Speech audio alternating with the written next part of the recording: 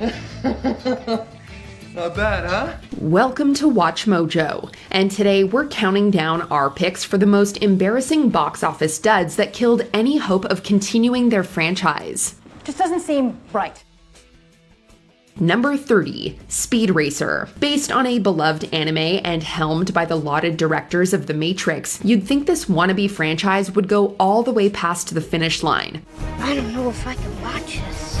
It's too bad then that it stalled out on its very first leg. While Speed Racer's eclectic visuals have earned it a rabid cult following over the years, that same quirky tone made it a tough sell for casual moviegoers. This movie couldn't even recoup its own budget at the box office, let alone deliver any profits. You poor naive chump. Despite ideas for a follow-up already revving up, the returns were so bad, it's unlikely we'll ever see this version of Speed on the big screen again. Number 29, Solo, a Star Wars story. When Disney sought to make a film series about everyone's favorite space cowboy, they made Alden Ehrenreich sign on the dotted line for a whole trilogy. What's your name, son? Hot. What? Who are your people? I don't have people. I'm alone.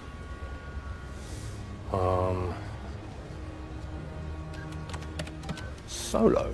But therein also lies the problem. No one wanted a Han Solo movie without Harrison Ford, and audiences said as much with their wallets. The depressing box office ensured Solo would be Han's one and only big screen adventure. The impact went way beyond this one film though. No, Solo's underperformance had repercussions all across the galaxy far, far away, with many reporting that it scared the Mouse House away from producing any more theatrical Star Wars spin-offs. I don't like it. I don't agree with it. But I accept it. So if you're ever wondering where those big budget tentpoles went, blame Solo. Number 28, Mortal Engines. A buzzy young adult series, a steampunk aesthetic, and a cushy December release date seem like a foolproof formula for a new industry juggernaut. Very, very nice. I've dug up a few of these in my time, but none as good as this. Unfortunately, both fans and reviewers disagreed. Lambasted by toxic word of mouth, Mortal Engines failed to garner much traction during the busy holiday frame, and it has the poor profits to prove it. Or it would if it had any profits at all. The movie is often cited as one of the biggest box office bombs of all time, losing its studio around $175 million. You failed. Given the wallet-burning results, you can imagine why distributor Universal Pictures wasn't very eager to adapt the remaining 3 books. Number 27, Sahara. Even if this disaster flick had been a smashing success, which for the record it most definitely was not, prospects for a sequel still would have been as barren as an actual desert. Ava. Ava. We'll get through, huh? Sahara's fate as a franchise was actually decided in a courtroom, where the original book's author tried suing the film's producer. There's a laundry list of reasons why, but most of them boil down to the movie's extremely bumpy path to theaters. It wasn't even worth it either. The adaptation got a total yawn from audiences. Is that all? So considering there's no money in the brand and a decade-spanning lawsuit to smooth over, it's no wonder everyone abandoned Sahara 2. Number 26, Showgirls. There's an old saying in Hollywood, sex sells. Sadly, Showgirls is the exception. While there were tons of headlines about the film's explicit content, it didn't translate to ticket sales. I'm sorry! I'm sorry. Jesus, Nomi. You can probably blame the bad reviews for that one. Modern critics have come back around to give Showgirls its due, but they came too late to rescue the in-development sequel. Well, technically we did get Showgirls 2. However, it didn't star Elizabeth Berkley and was released primarily through film festivals, DVD, and video on demand. If Showgirls had hit theaters today, we may have actually gotten the proper sequel it always deserved. Then what are you doing here? I'm watching you be a prick. Well, you ain't seen nothing yet. Number 25, I Am Number 4. Despite its name, I Am Number 4 couldn't even make it past movie number 1. Keep in mind, this was also at a time when every studio in town was looking for the next young adult craze. You alright? Yeah. Anyone else see what happened? DreamWorks thought they'd struck gold with this book series, so much so they fast-tracked development on a sequel before I Am Number 4 even hit theaters. But when the mediocre film delivered even more mediocre results, the franchise hopeful quietly turned into a disappointing one-off instead. I'm sorry. I'm not. I mean, I was. But, I don't know. I kind of look at it like a total gift. All in all, there's 7 long books in the series. However, to this day, there's still only one movie. That alone should tell you everything you need to know. Number 24. Lemony Snicket's A Series of Unfortunate Events. For the record, casting Jim Carrey as the maniacally inept Count Olaf was a stroke of genius. I will raise these orphans as if they were actually wanted. It's tragic then that it didn't end up moving the needle all that much. Despite the popular source material, A Series of Unfortunate Events suffered from soft audience turnout. Distributor Paramount Pictures wanted to adapt the other 10 books into feature films, but the lower than expected profits slowed down development, and by the time everyone was on board, the child actors were too old to reprise their roles anyway. It doesn't matter. Doesn't matter! Are you checking me, girl? This turned out to be a series of unfortunate events indeed, just not in the way that helped anyone's pocketbook. Number 23. The Dark Tower. Stephen King may be a household name on bookshelves, but his forays to the big screen have had some very mixed results. Looking at you, The Dark Tower. Was it about the tower? The war? Yes.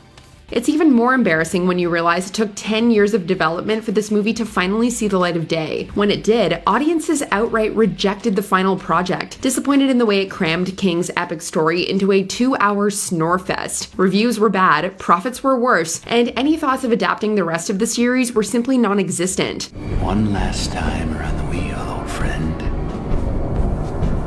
No one was touching this stinker with a 10-foot pole, and honestly, that's for the best. Number 22. Independence Day Resurgence. Whoever thought it was a good idea to revive this franchise without Will Smith needs a major wake-up call. Hey, come on.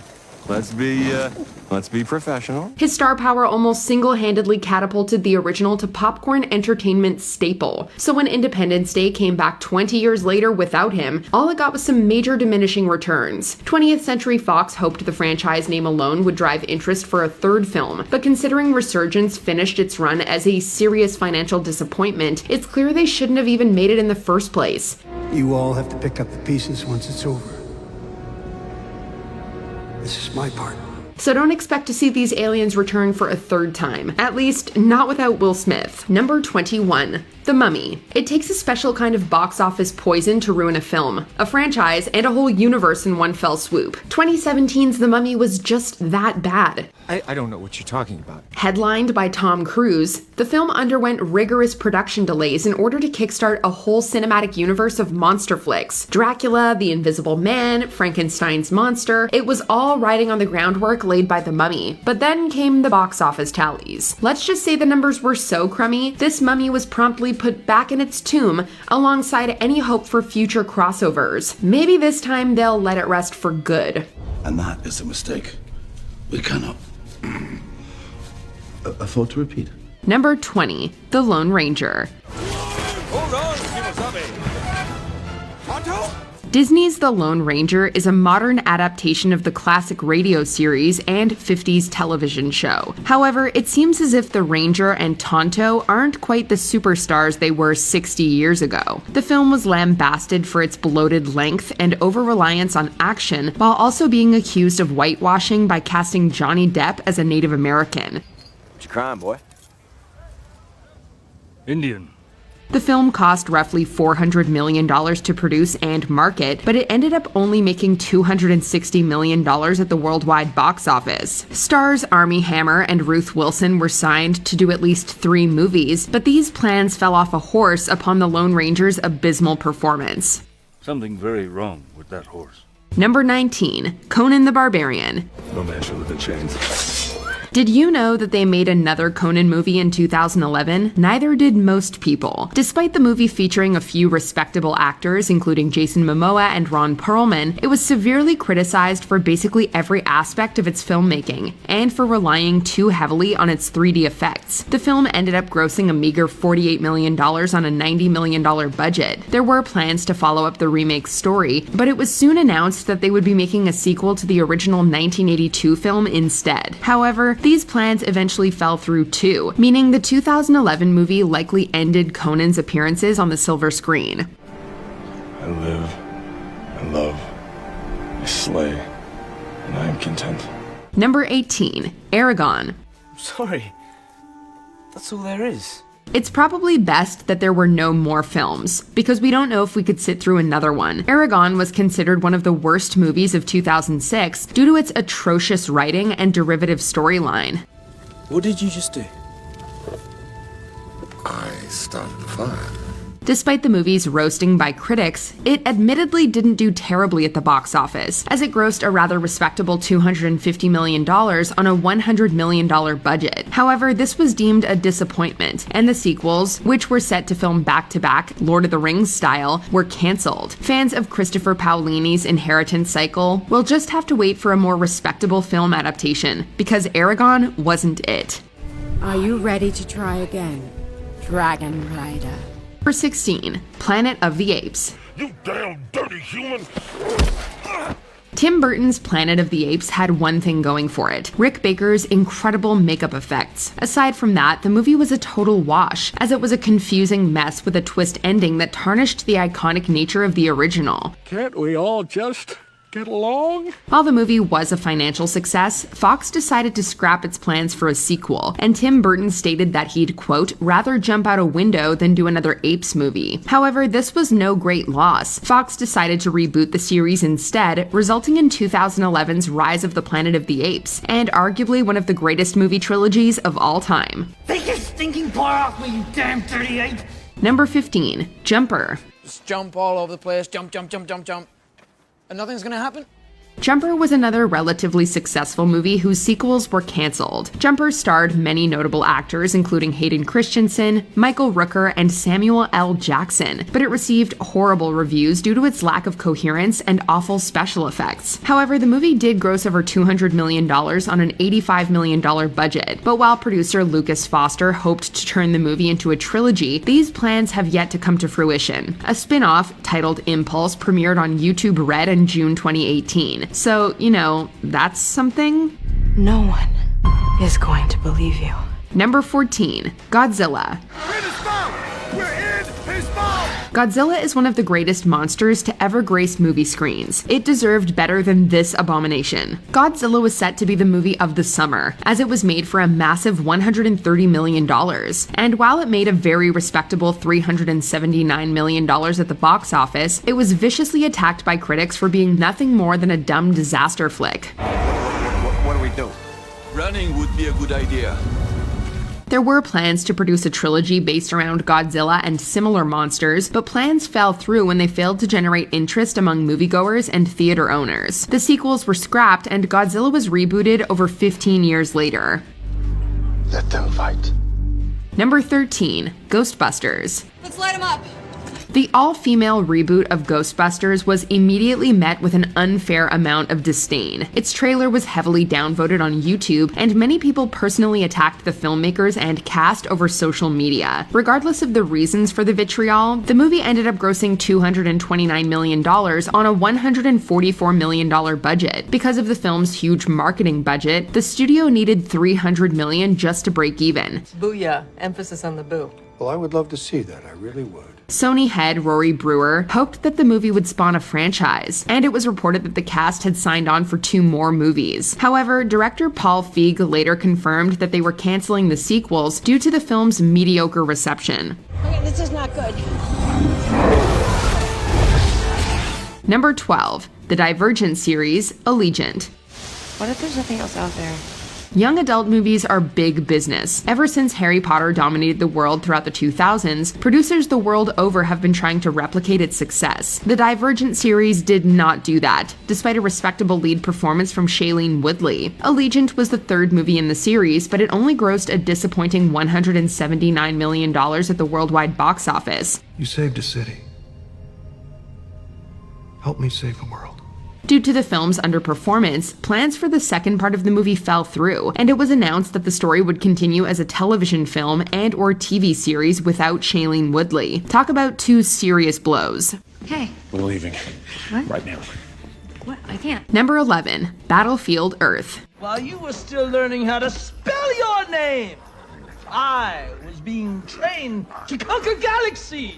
Battlefield Earth is infamous for being one of the worst movies of all time, filled with bad acting and curiously angled shots. The movie also has its roots in Scientology. Scientology's founder, L. Ron Hubbard, wrote the novel on which the movie is based, and famous Scientologist John Travolta hoped that the novel would be adapted in 2 parts. Those hopes were soon dashed post-release. Your powers of observation are simply startling. The movie dramatically fell off the box office charts after its opening weekend, eventually grossing just shy of $30 million on a $73 million budget. The commercial failure, coupled with the eventual bankruptcy of production company Franchise Pictures, meant that we never got to see the conclusion of Hubbard's story on screen. I've wasted my time, haven't I? Number 10, The Amazing Spider-Man 2. I'm following you now. I'm just gonna follow you everywhere. There wasn't exactly a strong demand for a reboot of the Spider-Man franchise only 5 years after Spider-Man 3, and unfortunately, the mediocre quality of these films didn't do much to win over audiences. The Amazing Spider-Man 2 received a mixed reception, and eventually grossed a disappointing, relative to the property, $709 million. I don't want your money. Come on, everybody wants my money! While this iteration of the Spider-Man series was meant to spawn an entire universe, including more Spider-Man films, and Sinister Six, Venom, and Black Cat movies, these plans were indefinitely delayed after the performance of The Amazing Spider-Man 2. Sony then reached a deal with Marvel to bring Spider-Man to the MCU, effectively canceling the Amazing Spider-Man franchise in the process. Number 9, Batman and Robin. Chicks dig the car. This is why Superman works alone. Like Battlefield Earth, Batman and Robin is known for being one of the worst movies of all time. And like Battlefield Earth, there were high hopes that it would pave the way for future installments. Let's kick some ice. Warner Brothers had commissioned a sequel based solely on the dailies of Batman and Robin. It was to be called Batman Unchained and planned to feature Scarecrow as the main antagonist, with George Clooney reprising his role as the Caped Crusader. However, Clooney decided that he was done with the cowl after the harsh reception of Batman and Robin, and the sequel was cancelled. Warner Brothers then hired Christopher Nolan to completely reboot the franchise, resulting in Batman Begins. Where are you? Number 8, Fantastic Four. You guys sure you're in the best shape to be doing this? Fox had big plans for their rebooted Fantastic Four. A sequel was announced before Fantastic Four even began filming, with a planned release date of July 14th, 2017. However, the movie was a massive critical and commercial bomb, earning only $168 million at the worldwide box office and a 9% rating on Rotten Tomatoes. The future of the franchise was immediately thrown into question, although it wasn't looking very good for the Marvel's first family. It's fantastic. Say that again? In December 2017, Disney announced that it was purchasing Fox's TV and film assets, a move that would place the future of the Fantastic Four in the hands of Marvel Studios. We saw how well it worked for Spider-Man, so fingers crossed. It's clobbering time!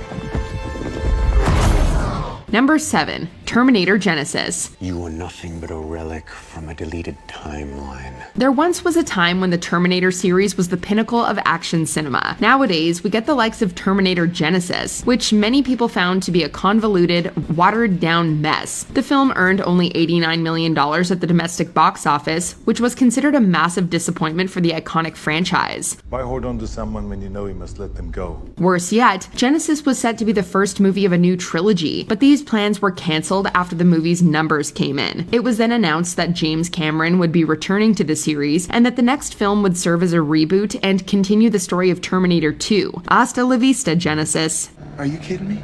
Number 6, The Mortal Instruments, City of Bones. I'm a werewolf, not a golden retriever. Hollywood desperately wants to find the next Harry Potter. While some young adult adaptations like The Hunger Games and Twilight have found success, many others have failed, but few as spectacularly as The Mortal Instruments. City of Bones opened poorly and never recovered, earning only $90 million on a $60 million budget. Wait, you can see this guy? Of course she can, she's a witch. Plans for a sequel, City of Ashes, were made before the release of City of Bones, but due to the disappointing box office performance, these plans were put on hold. It was eventually announced that the sequel was cancelled and that The Mortal Instruments would continue as a television series. I've no idea what you're talking about. Number 5. Superman Returns. Who are you? I'm Clark Kent. Superman Returns served as a reboot/sequel of the first 2 Superman movies, and ignored the 3rd and 4th entries, which, let's be honest, was for the best. Don't do it! The people! Unfortunately, while many people considered it a decent movie, it was a disappointment at the box office, earning only $391 million against a $200+ million budget. You wrote that the world doesn't need a savior. But every day I hear people crying for one. A sequel was planned and set to star Brainiac and Bizarro as villains, with much of the cast reprising their roles, but it was scrapped after the underperformance of Superman Returns. A reboot was planned instead, and Zack Snyder's Man of Steel was released 7 years later. Number 4. The Golden Compass. If you value your lives, come no further. Warner Brothers was really swinging for the fences with The Golden Compass, but hey, like we said, you gotta find the next Harry Potter. It was made on a $180 million budget and starred various A-listers, including Nicole Kidman, Ian McKellen, and Daniel Craig. However, fans of the novel were incensed that the adaptation diluted the story's anti-religious themes, and significant studio interference negatively impacted the finished product. The movie received mediocre reviews and grossed only $70 million in the domestic market. Is that Due to the movie's underperformance and alleged pressure from the Catholic Church, New Line canceled the remaining 2 entries of the series, leaving his Dark Materials fans without a satisfying conclusion to the on-screen story. Maybe we shouldn't be doing this. Number 3. The Last Airbender. I don't know how to bend the other elements. We didn't really have high hopes for M. Night Shyamalan's The Last Airbender, but it turned out to be even worse than we imagined. Not only did the movie generate a measly 6% on Rotten Tomatoes, it was heavily criticized for whitewashing many of its Asian characters. Despite the bile spat at the movie from both critics and fans, it managed to generate a respectable $319 million at the box office. While Shyamalan had planned to make a sequel featuring Azula as the villain, these plans never came to fruition. However, Shyamalan has expressed interest in making more Airbender movies at a future date, should the opportunity arise. Let's hope he's just trolling. I don't think that's a good idea. Number 2. John Carter. That don't look like a fair fight. Suffice it to say that Disney had big plans for the John Carter name. They allegedly put upwards of $350 million into the movie, including marketing costs, and the filmmakers reported that they were planning to make the series into a trilogy. Is that your expert view? The producers even began work on the second movie, The Gods of Mars, before John Carter was released to theaters. However, the film only made $284 million, and plans for the remaining 2 movies were quickly canceled, while director Andrew Stanton returned to the world of 3D animated films, directing Finding Dory instead. Before we continue, be sure to subscribe to our channel and ring the bell to get notified about our latest videos. You have the option to be notified for occasional videos or all of them. If you're on your phone, make sure you go into your settings and switch on notifications. Number 1. Green Lantern. Where my power? Green Lantern's life! Of all the superhero bombs, Green Lantern was the most spectacular. The film was yet another swing and a miss for DC, as it earned a 26% rating on Rotten Tomatoes and only grossed $220 million on a massive $200 million budget. When you consider that the movie needed to make $500 million to be considered a financial success, as speculated by The Hollywood Reporter, it's clear that Green Lantern was a massive failure. Well, that's good advice. The studio's plans for an extended Green Lantern series were immediately scrapped, making its end credit teaser more than a little embarrassing. Oh, I'm sorry, did I disappoint you? Did any of these movies deserve a sequel? Fight for your favorites in the comments below. You know, I'm actually trying to pay you a compliment, but it's not going so well. Did you enjoy this video? Check out these other clips from WatchMojo and be sure to subscribe and ring the bell to be notified about our latest videos.